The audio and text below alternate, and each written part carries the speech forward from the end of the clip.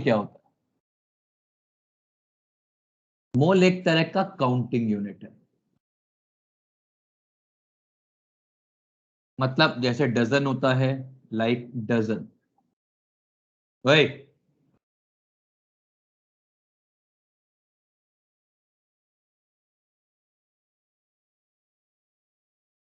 Sir हाँ sir chapter का नाम ही मोल कंसेप्ट है क्या? हाँ। ओके वीडियो सभी के लिए लैग कर रहा है, केवल आदित्य के लिए लैग कर रहा है? सर थोड़ा लैग है। क्लियर है। क्लियर है?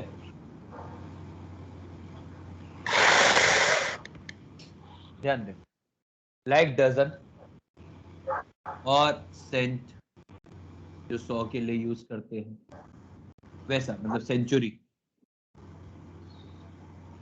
तो ये एक तरह का काउंटिंग यूनिट है। ये 100 के लिए यूज करते हैं डजन, 12 के लिए यूज करते हैं। वैसे ही एक मोल का जो वैल्यू आता है, ये आता है 6.022 इंटू 10⁻23 यूनिट्स। ये सिर्फ एक काउंटिंग यूनिट है, इसमें कुछ भी और अलग नहीं है। जो आप लोगों को पढ़ना या समझना होता है वो इस काउंटिंग यूनिट को ही अपने हिसाब से चेंज करने को आना चाहिए बस। जो क्वेश्चन आपने 6, 7, 8 में डजन नाम के लिए पढ़े थे, वैसे ही एग्जैक्ट चीजें आपको यहाँ पे मोल कंसेप्ट के नाम पर पढ़नी है। और ये जो नंबर है, इस नंबर को अपन बोलते हैं अवोगाड्रोस number,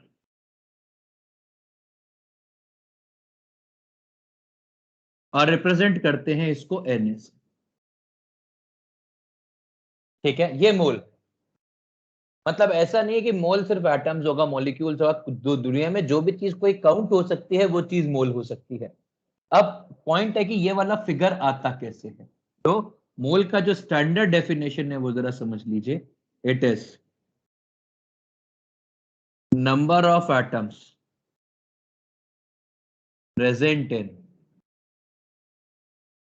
12 grams of carbon 12 isotopes।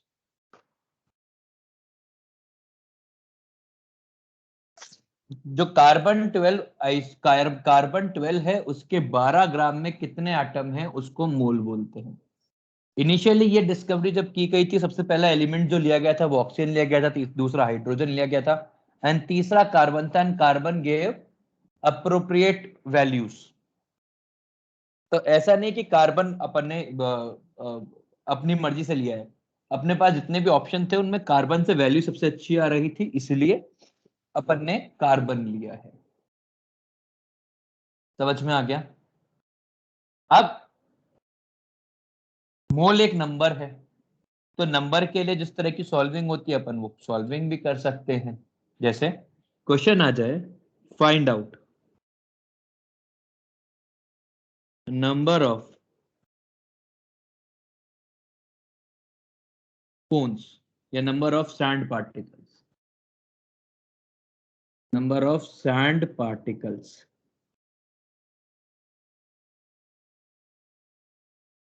present in 2 mole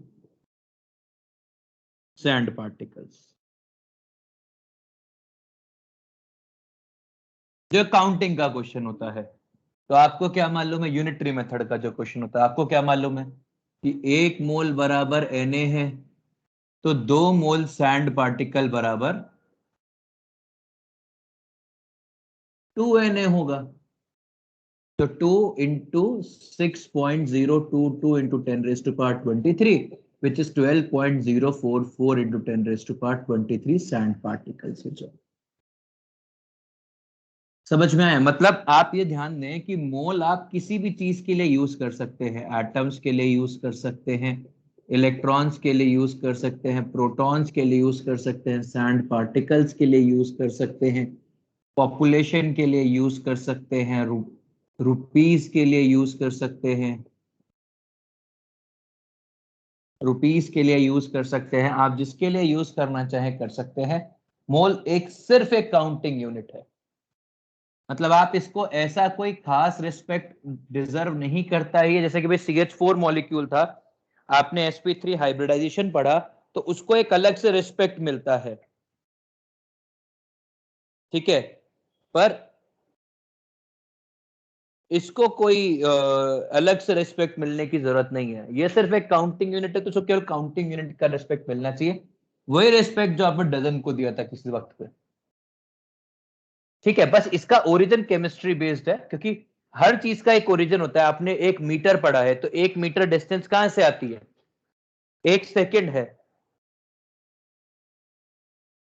1 second है, सेकेंड भी कहां से आता है? मतलब आप जब भी कोई चीज डिफाइन करते हैं तो एक फ्रेम में होती है, तो वैसा ही एक फ्रेम जो है वो यहाँ पे कार्बन 12 है। दूसरा, कार्बन लेने की वजह ये नहीं है कि बहुत सारे कंपाउंड में था, ऐसा कुछ नहीं। सबसे पहला एलिमेंट जो लिया गया था रेफरेंस में, दैट वाज हाइड्रोजन। पर हाइड्रोजन में प्रॉब्लम क्या है कि जो वैल्यूज बनती है ना, वो यूनिफॉर्म नहीं बनती है। फिर second element was taken as, जो सेकंड एलिमेंट लिया गया था वो ऑक्सीजन लिया गया था, उसमें भी वैल्यूज यूनिफॉर्म नहीं आती हैं। थर्ड एलिमेंट कार्बन लिया गया था, और कार्बन से वैल्यूज यूनिफॉर्म आए थे, इसीलिए कार्बन को स्टैंडर्ड लिया जाता है। समझ में आ गया? Yes sir. अब ये मोल है, इसके ऊपर बहुत सारी चीजें हैं, जैसे question find out number of moles of pens present in 10⁻30 pens. तो आपको क्या मालूम है? 1 मोल बराबर 6 Na होगा जो भी कुछ है, तो 1 पार्टिकल या 1 एंटिटी बराबर 1/Na होगा। तो 10⁻30 पेन्स के बराबर कितना हो जाएगा? 10⁻30 डिवाइड बाय Na, तो ये हो जाएगा 10⁻30 divide by 6.022 into 10⁻23, which is 1.6 into 10⁻6, इतना मोल हो जाएगा। देखिए, मैं प्लीज यहाँ पे आप लोगों से जो एक्सपेक्ट करता हूँ वो 8th 9th 7th 8th 9th का मैथ्स एक्सपेक्ट करता हूँ, और वहां तक तो आप स्कूल भी गए थे।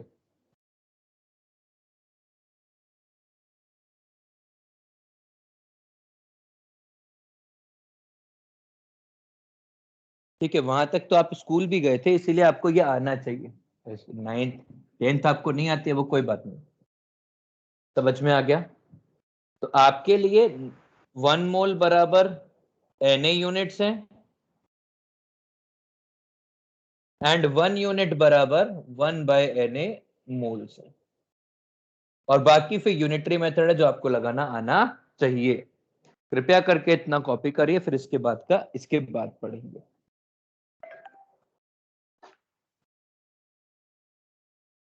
सर फोटो भेज सकते क्या? बिल्कुल भेज रहा हूँ सर। बोर्ड क्लियर नहीं है। क्या?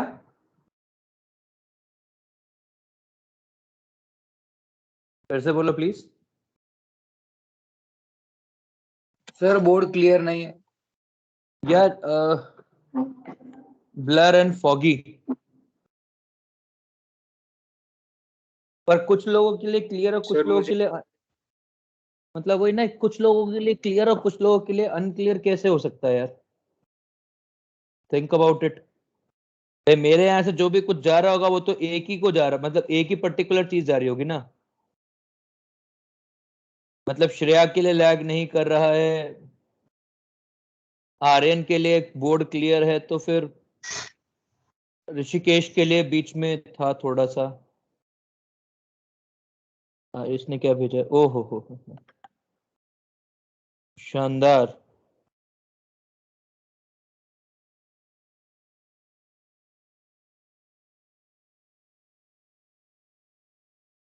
यस, पुष्कर के लिए क्लियर है। तो मतलब इस चीज के अंदर फिर मेरे पास विकल्प नहीं है, क्योंकि यदि मेरे यहाँ से चीज एक को भी क्लियर पहुंच रही है, इसका मतलब है कि मेरे यहाँ से तो क्लियर ही जा रहा होगा। तो वो आप लोगों का नेट का इशू है, वो सेटल हो जाएगा धीरे धीरे करके। प्लीज कॉपी करिए, मतलब प्लीज, ये मेरे हम सबके लिए अलग अलग नहीं हो सकता है, हर किसी के लिए क्लियर किसी के लिए अनक्लियर नहीं हो सकता है। कॉपी करिए प्लीज, मैंने फोटो भेजा है शायद आपको।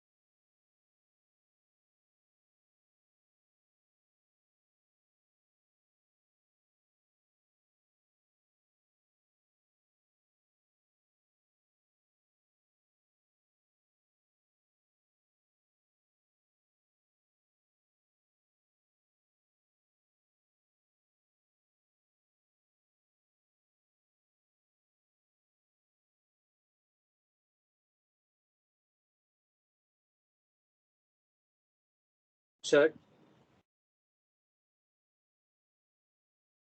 बोल आर्यन। सर वो ऑक्सीजन और हाइड्रोजन में क्या प्रॉब्लम है वो समझा नहीं मुझे। कैलकुलेशन यूनिफॉर्म नहीं बनती है, ये प्रॉब्लम है। किसी भी चीज सर को स्टैंडर्ड, किसी भी चीज को स्टैंडर्ड बनाने के लिए वैल्यूज यूनिफॉर्म बननी चाहिए।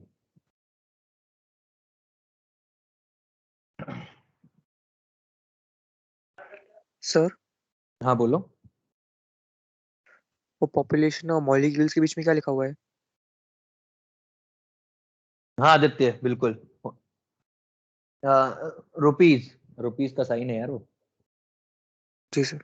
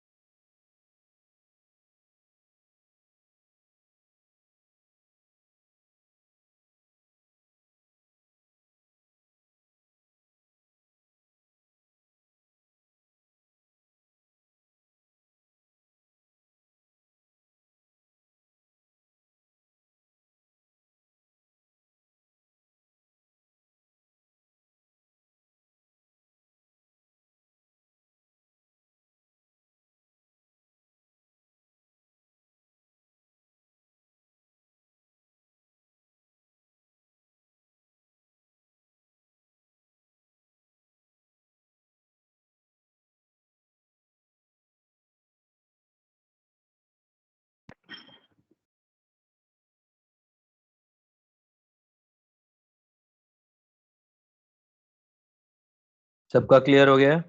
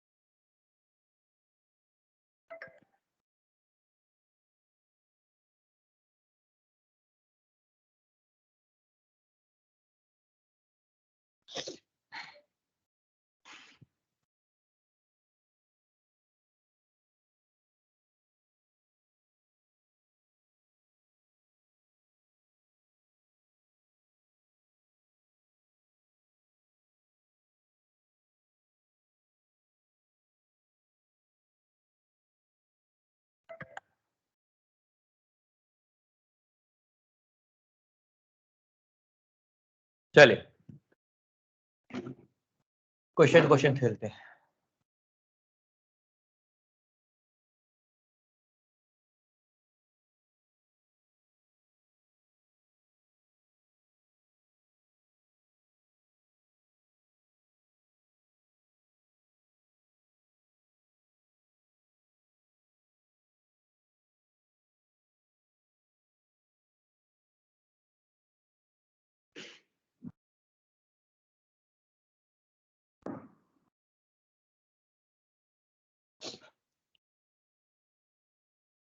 क्वेश्चन है,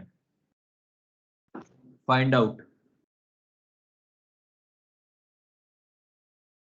number of moles in following. पहला 10⁻25 मोल्स, दूसरा 10⁻30 molecules of CO2, तीसरा 6.022 into 10⁻⁻19 में 19 कार्बन आटम्स, चौथा 10⁻44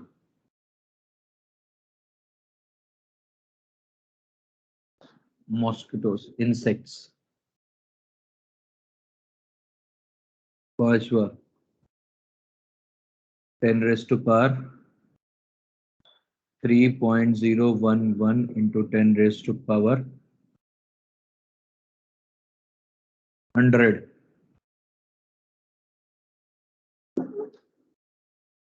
हाइड्रोजन आटम्स। ठीक है, question, find out number of entities in following। पहला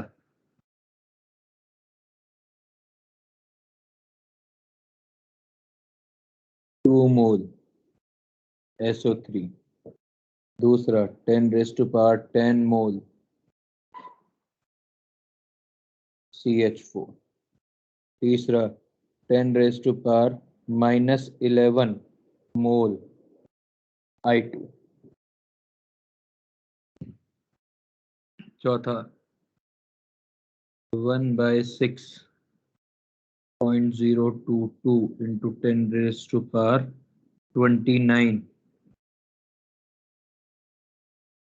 वायरस मॉलिक्यूल्स।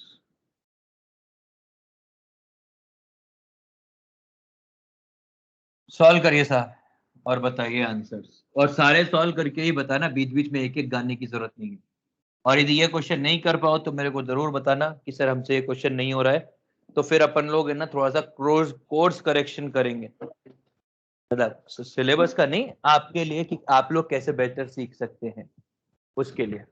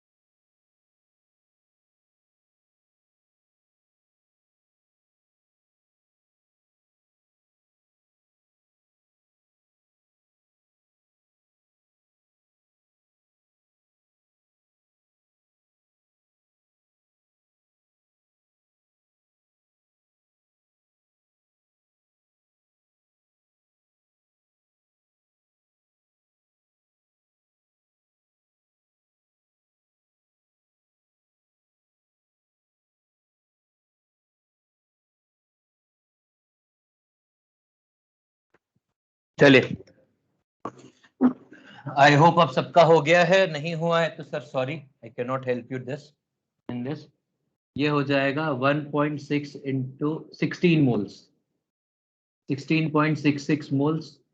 ये हो जाएगा 1.66 इंटू 10⁻⁶, ये हो जाएगा 10⁻⁻⁴ मोल्स। ये हो जाएगा 1.66 इंटू 10⁻20। ये हो जाएगा 2 इंटू सॉरी 5 इंटू 10⁻74 मोल्स।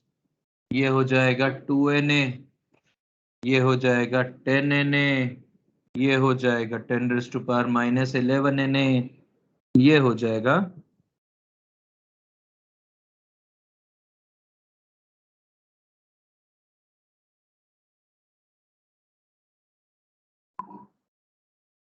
यार, इसमें तो वो ही दे रखा है ना, वैल्यूज दे रखे, तो कोई समस्या नहीं।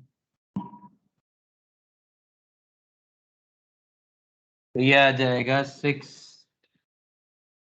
12.044 इंटू 10⁻23, ये 6.022 10⁻24, ये 6.022 इंटू 10⁻12। डन। किसी को कोई डाउट है तो पूछ सकता है प्लीज, नहीं तो आगे बढ़ेंगे।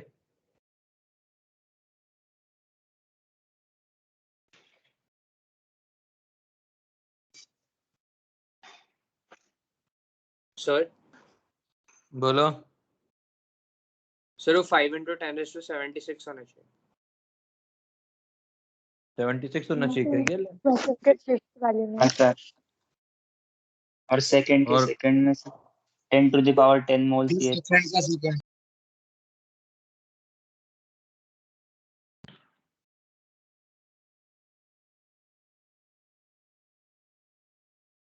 और कुछ? सर क्वेश्चन 1 का 4th बताइए ना। क्या दिक्कत है उसमें? सर कुछ गलत आ रहा है मेरा कैलकुलेशन।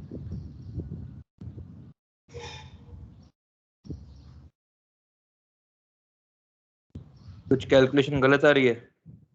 हाँ सर मेरा।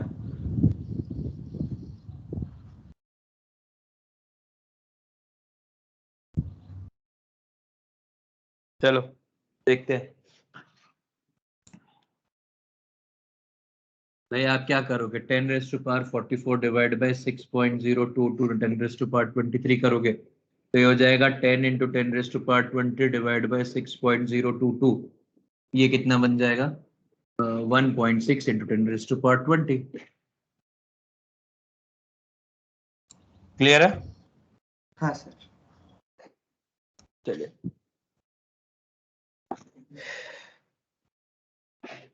क्वेश्चन ये कॉपी करने का टाइम नहीं है, तो आपको सॉल्व करने का इतना टाइम दिया।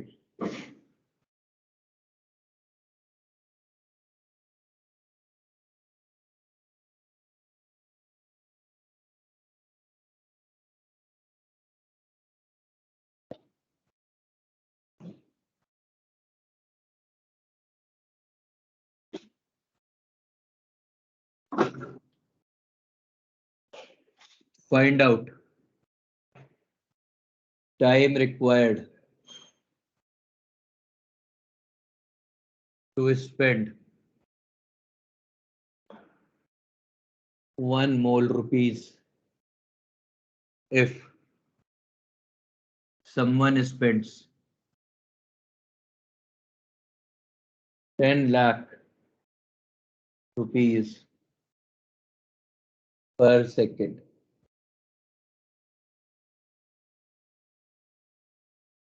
सॉल्व करिए।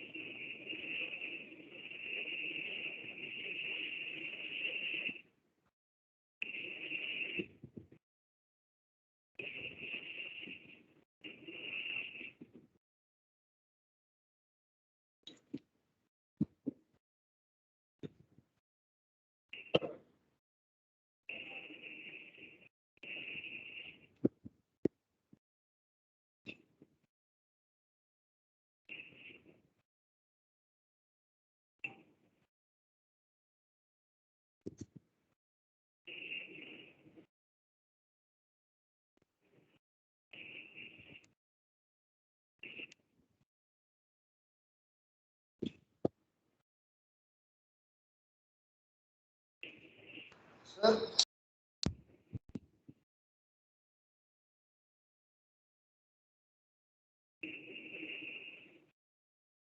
ऊपर की लाइन नहीं दिख रही है।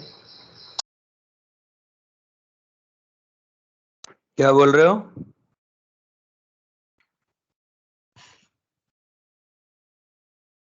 सर ऊपर जो लिखा है वो नहीं दिख रहा है। Find out time required to spend 1 mole rupees if someone spends 10 lakh rupees per second. और ये क्वेश्चन यस मैंने पहले भी करा है, पर मतलब ये मोल कंसेप्ट का क्वेश्चन है, शुरुआत यहीं से बनती है, इसलिए आई हैड नो ऑप्शंस, वापस से होगा ही होगा।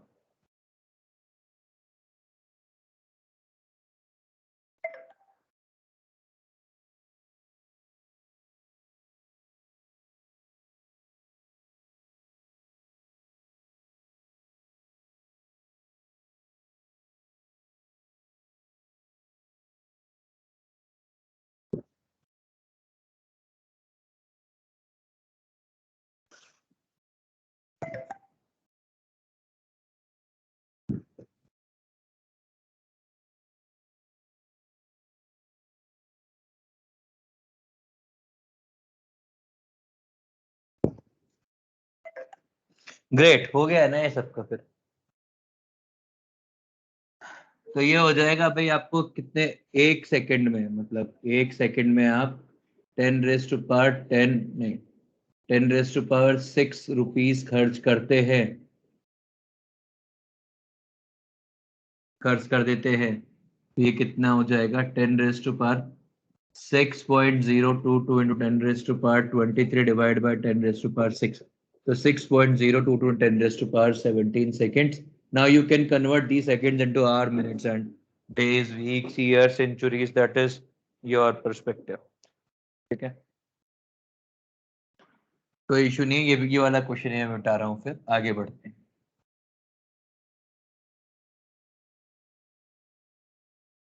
इसके बाद अगला होता है, देखिए हमने मोल निकाल लिया। मोल निकालने के बाद एक और चीज है भाई,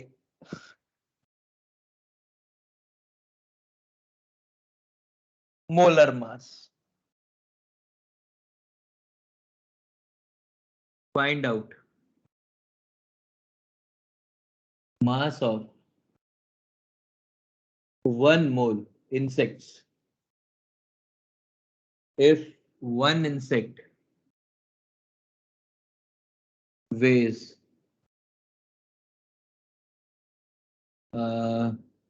0.01 by 6.022 gram.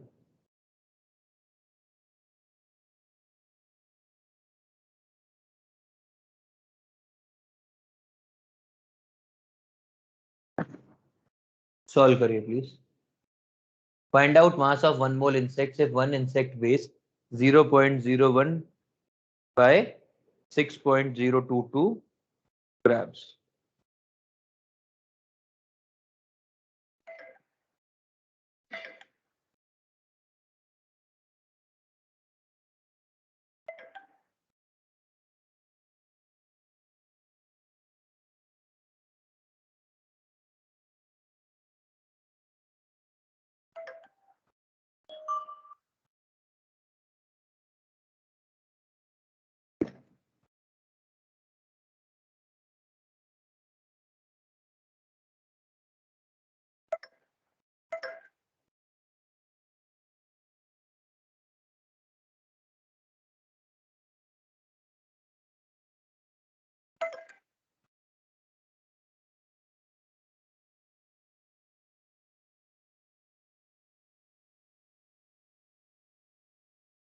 हाँ जी, तो ये कितना हो जाएगा भाई? आपको मालूम है कि एक इंसेक्ट का वेट कितना है? 0.01 डिवाइड बाय 6.022 ग्राम है। तो 1 मोल बराबर 6.022 इंटू 10⁻23। इतने इंसेक्ट्स का वेट कितना होगा? Into 0.01 divide by 6.022, 10⁻21 grams. अब ये जो चीज है, यही चीज मोलर मास के बराबर हो जाए। मतलब इसको क्या बोल देंगे? मास ऑफ 1 मोल और मास ऑफ 1 मोल होता है molar mass. Are we clear? Please जो कॉपी करना है कॉपी करो, फिर आगे बढ़ाने का है। सर बोलो। उसमें 6.023 दिया होता है, तो एग्जाम में कौन सी वैल्यू लेनी है? 6.022।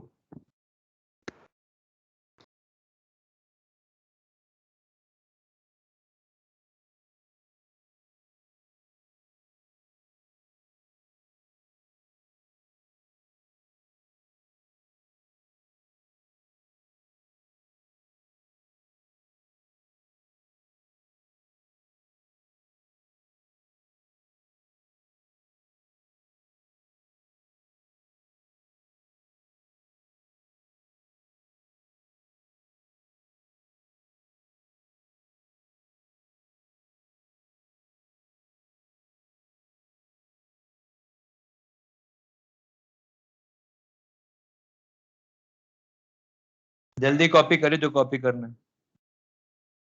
यस।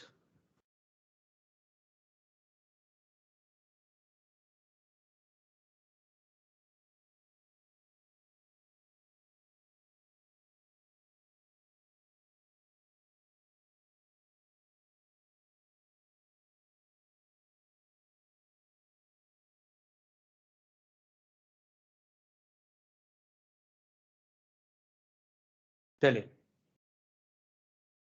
तो यहां पर अपन लोग फिर अब अगला थियोरी पॉइंट पढ़ लेते हैं, मोलर मास। और फिर अपन लोग थोड़ा सा क्वेश्चंस के अंदर वैरायटी लेके आ पाएंगे। अभी वैरायटी नहीं है हमारे पास। समझिए, मोलर मास, मास ऑफ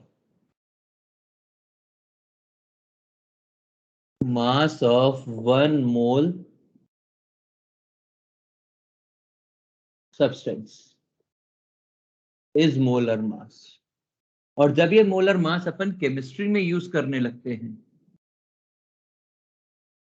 तो हम क्या बोल सकते हैं? इट इज, मतलब हमारे लिए it is mass of 1 mole atoms और मॉलिक्यूल्स। जो भी कोई दे रखा हो उसके लिए जो 1 मोल का मास होगा वो। जैसे हमको पता करना हो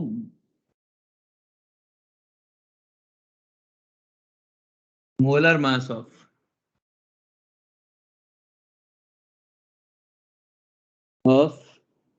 हाइड्रोजन पता करना हो, तो अपन क्या बोलेंगे? मोलर मास ऑफ हाइड्रोजन होगा mass of Na hydrogen atoms. यदि अपन ने H लिखा है तो यहाँ पे हाइड्रोजन एटम ही काउंट होंगे। यदि H2 लिखा हुआ होता तो H2 गैस काउंट होती। या समझाता हूँ। तो ये कितना हो जाएगा? एक एटम का मास कितना है? एक एटम का मास है 1 AMU।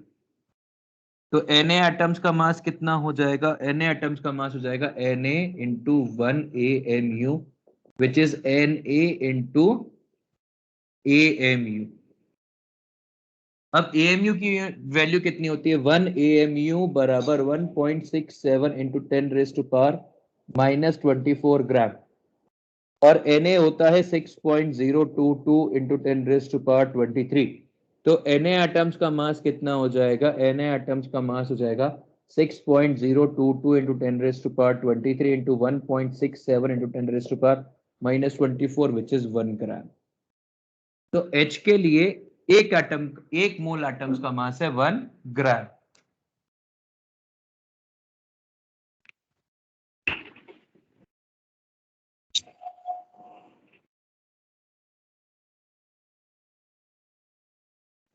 Sir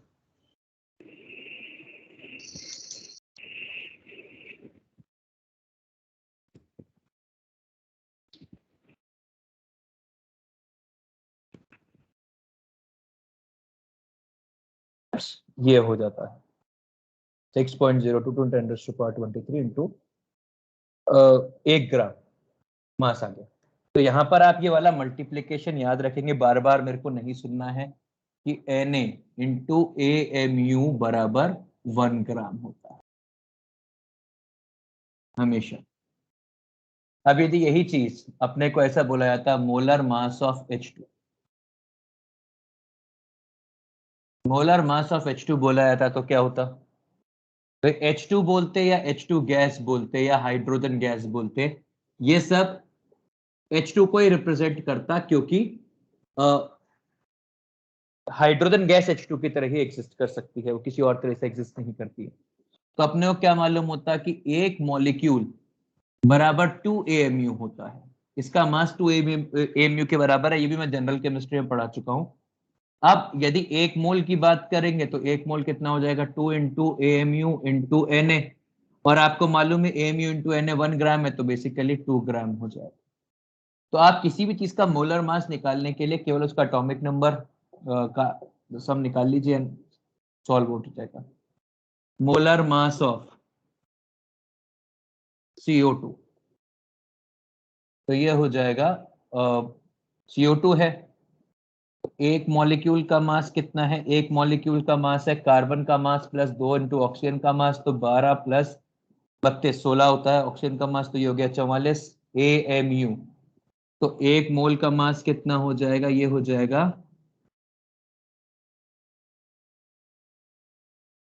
44 into AMU into Na, ये 1 ग्राम के बराबर है, तो ये हो गया 44 ग्राम। ये हो गया 44 ग्राम्स।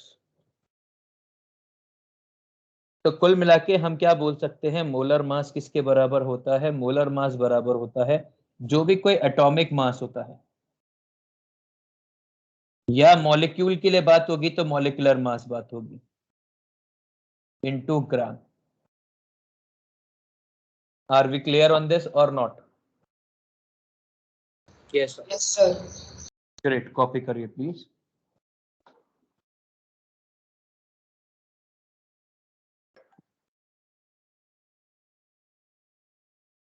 कॉपी करिए पहले, फिर बात करिए।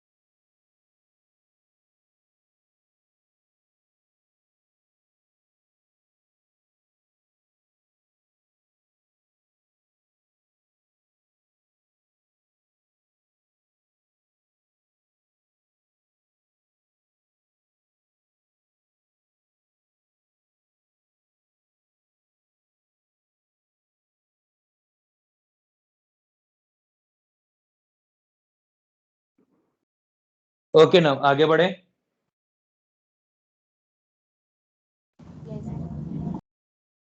तो आपको मोलर मास समझ में आ गया है कि मोलर मास क्या होता है। आपको जो भी कोई एटॉमिक मास या मॉलिक्यूलर मास मिलेगा उसको ग्राम्स में लिख देंगे तो उसको मोलर मास बोलेंगे।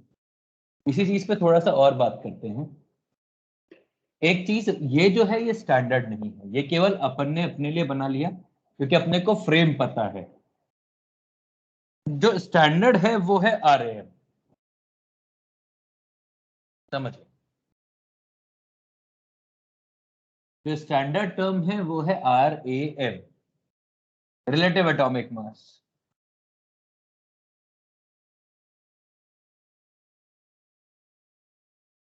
किसी को कोई समस्या है तो प्लीज बताइए। सर अभी जस्ट आपने क्या बोला? हाँ, वो R नहीं M था ना, वो एटॉमिक मास और मॉलिक्यूलर मास। समझिए, जो स्टैंडर्ड टर्म है वो है रिलेटिव एटॉमिक मास।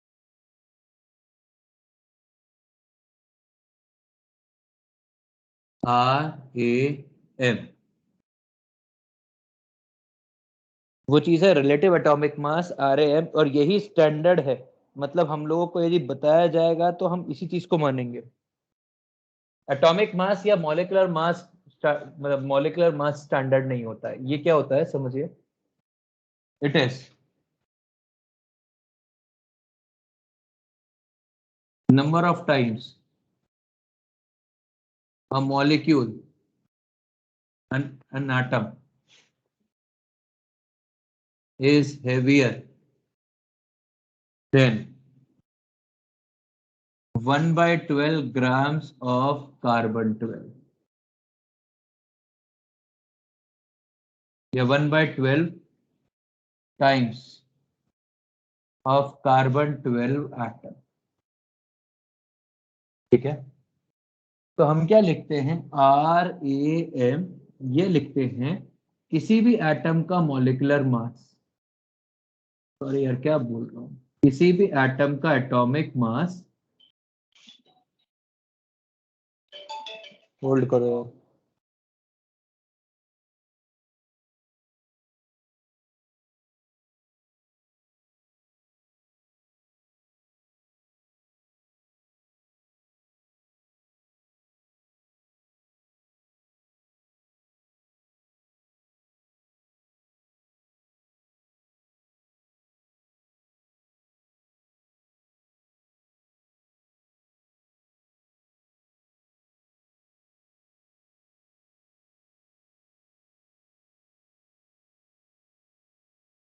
ध्यान दें, तो ये होगा atomic mass of any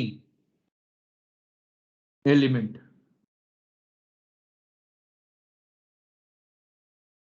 divide by 1/12 mass of carbon 12। तो ये क्या हो जाएगा, let's say atomic mass is AAMU divided by 1/12 into carbon का मास इज 12 AMU। ये 12 कैंसिल, ये AMU कैंसिल, तो ये आ जाएगा 8, और ये यूनिटलेस है। अब आप इसको किसी भी फ्रेम में यूज कर सकते हो। देखिए प्रॉब्लम क्या होती है कि जब भी कभी अपन यूनिट वाली क्वांटिटी लेते हैं ना, तो उसका चाहे यूज कितना ही वर्सेटाइल हो, कंसेप्चुअली या आइडियली, लॉजिकली वो चीजें गलत हो जाती हैं। आपने कहा एटॉमिक मास है ना, एटॉमिक मास की बहुत सारे डेफिनेशंस बन जाती हैं। भाई एक एटम का मास, एक मोल एटम्स का मास को भी एटॉमिक मास बोलते हैं ग्राम्स के अंदर। तो ये समस्या हो जाती है कि भाई हम किस चीज को किस फ्रेम में यूज करें। तो फ्रेम इंडिपेंडेंट बनाने के लिए अपन क्या करते हैं, उसको रिलेटिव एटॉमिक मास टर्म्स में कन्वर्ट कर लेते हैं, और रिलेटिव एटॉमिक मास में ये कुछ इस तरह का हो जाएगा, A यूनिट मास। अब यदि आपको मास ऑफ एन एटम बोलना है तो इसको अपन लिख देंगे RAMAMU, और यदि अपने को मास ऑफ 1 मोल एटम्स बोलना है तो इसको अपन लिख देंगे RAM ग्राम्स के अंदर, और इसीलिए इसको ग्राम मॉलिक्यूलर मास भी बोलते हैं, ग्राम एटॉमिक मास भी बोलते हैं। सॉरी यार, ये दिमाग खराब हो रखा है। इसको ग्राम एटॉमिक मास भी बोलते हैं, GAM। समझ में आ गया? तो मास ऑफ 1 मोल एटम्स को अपन क्या क्या बोल सकते हैं? Relative atomic mass in grams, या ग्राम एटॉमिक मास GAM, या atomic mass in grams.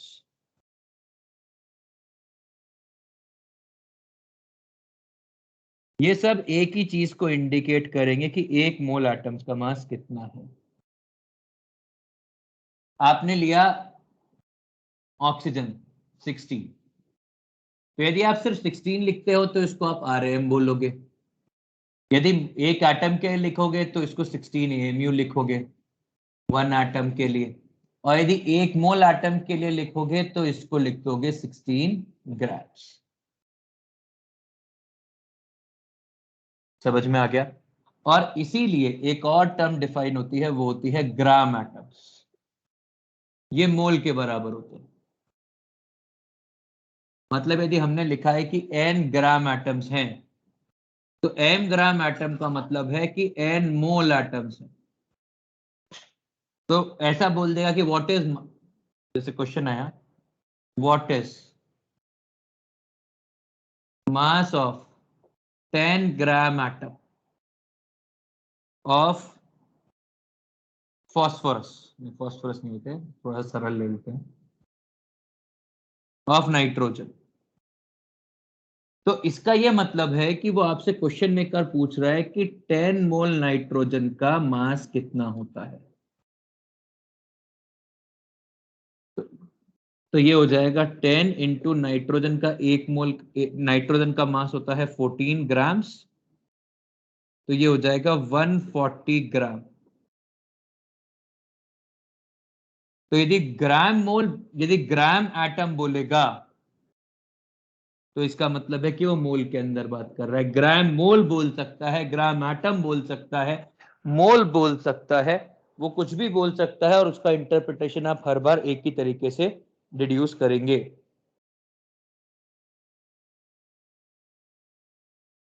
Are we clear?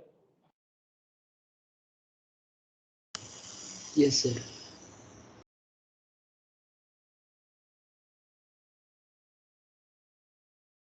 Great, copy कर लीजिए, इसके बाद का पढ़ेंगे नेक्स्ट क्लास में कल।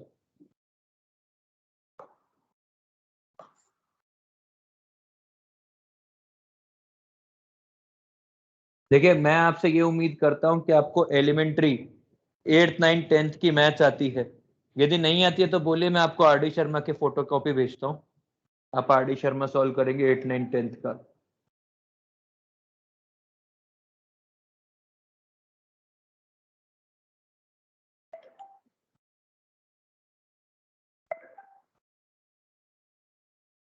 अरे 8th 9th 10th की ही भेजूंगा। जिनको ये चीज समझ में नहीं आती ना, कि यूनिटरी मैथ समझ में नहीं आती है, उनके लिए 8th 9th 10th की ही बुक होती है।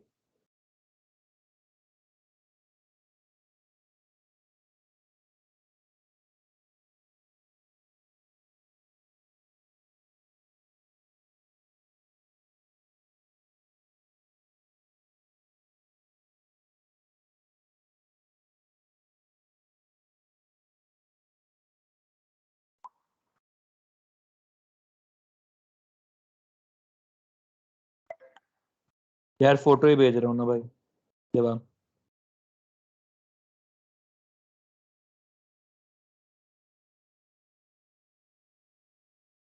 भेज दिए।